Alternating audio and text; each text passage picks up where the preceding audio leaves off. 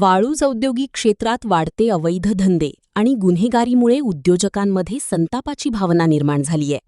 अवैध दारू विक्री, मटका जुगार आणि गुन्हेगारीमुळे उद्योग चालविणे कठीण झाल्याची खंत उद्योजकांनी व्यक्त केली.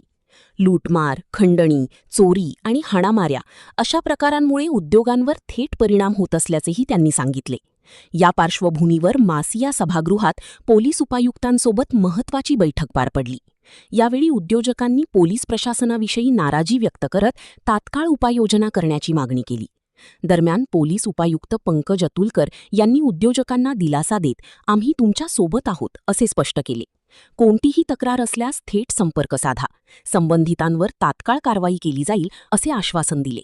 वाढती गुन्हेगारी आणि अवैध धंद्यांवर आळा घालण्यासाठी आता पोलीस प्रशासन काय ठोस पावले उचलते याकडे सर्वांचे लक्ष लागले आहे. नवनवीन घटना घडामोडीसाठी बघत रहा news Marathwada. Separate police station करण्यासाठी प्रस्ताव केले आहेत, पण ज्यापर्यंत शासन याच्यासाठी परमिशन देत नाही त्याच्यानंतर ते परमिशन दिल्यानंतर पोलीस स्टेशनची स्थापना आणि त्याच्याकरिता नवीन ह्युमन रिसोर्सच्या रिक्रुटमेंट त्याचे नंतरच ते काम करण्यात येईल. गुन्हेगारी, इलिगल ऍक्टिव्हिटीज, रात्री धमकावणे, एक्स्टॉर्शन याच्याकरिता आम्ही आपल्याला एक सांगू, जे एरियामध्ये दारूचा त्रास आहे आपण सगळे लोक एकत्र करा, आमच्याकडून कलेक्टर सरांकडे जा, ते दुकान बंद करायला आदेश द्या, विनंती करा. कलेक्टर सरांकडे ते पावर असतो, जे दुकान आहे ज्याच्यामुळे दारूची विक्री होतो, म्हणजे लोक तिकडून बक्से खरेदी करून नेऊन जातात आणि त्याच्यानंतर चिल्लर विक्री करतात, ते दुकानला बंद करण्याचे पावर्स डिस्ट्रिक्ट कलेक्टरकडे आहेत.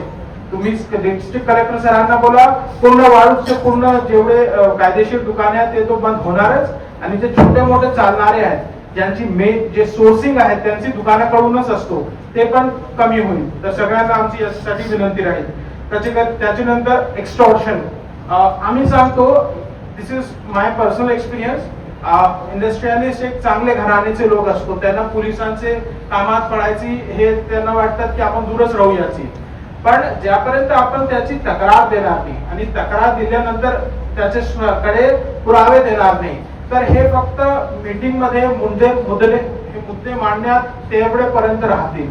आपल्याला तक्रार द्यावी लागेल, नावानिशी तक्रार द्यावी लागेल आणि त्याच्याकरिता काही पुरावे, for example audio recording, video recording, किंवा तुम्हाला काहीतरी धमकी भरे मेसेज केले असेल व्हॉट्सअप मध्ये XYZ, पण विदाउट एव्हिडन्स आम्ही दाखल करू एक्स्टॉर्शनचा गुन्हा, पण ते फायनल कडे जाईल, चार्जशीट नाही होणार.